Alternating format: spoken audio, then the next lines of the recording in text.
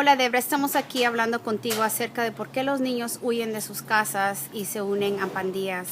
Can you give us your perspective on that, please? There's multiple reasons why kids leave their family units and or their homes.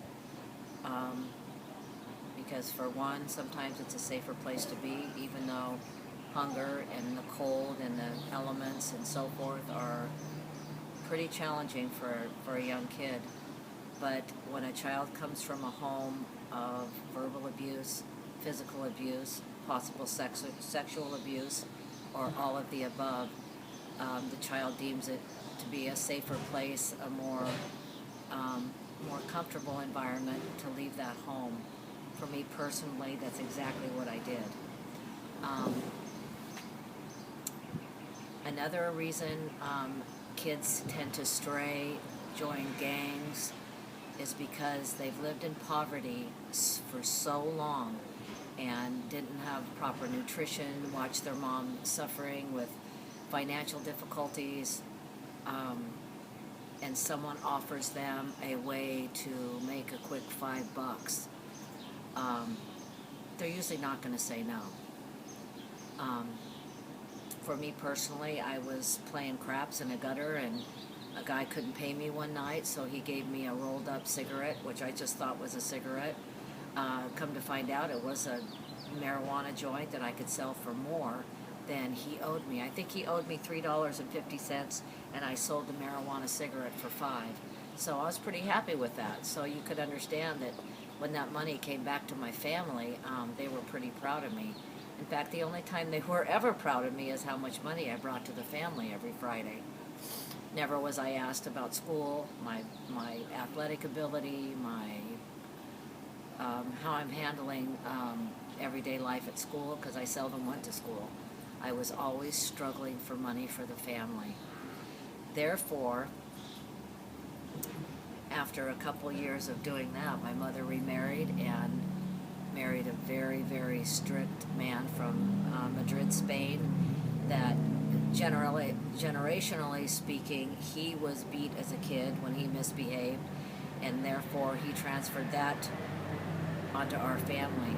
He started hitting with his fist, closed fist, for just stupid, just ridiculous reasons. I didn't have to make any money for the family after that, but the abuse got intense.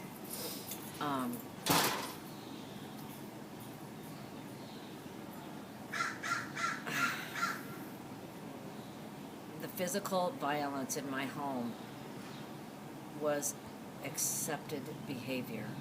My mother, due to her love for this man, just thought that this is the way it's supposed to be. Back in those days, corporal punishment on a child was totally acceptable.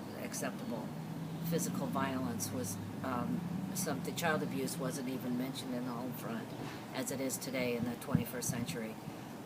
We protect our children nowadays. We talk a lot about sexual abuse, telling somebody if someone's hitting on you or making you feel uncomfortable, you have places to go to report that, and people to stand behind you in your schools, counseling, even 911. We didn't have that then.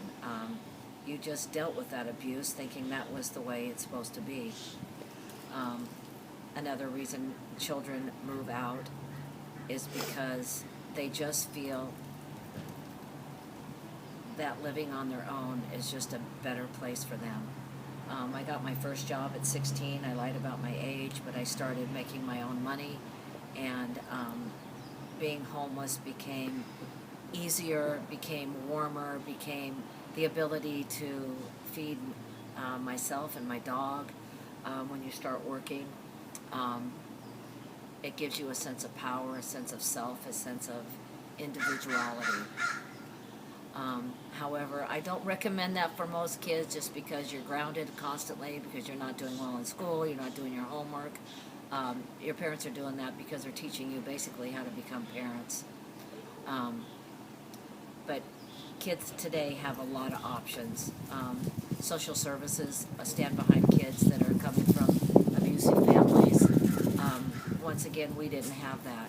I didn't even know how to call for help because there was never a hotline.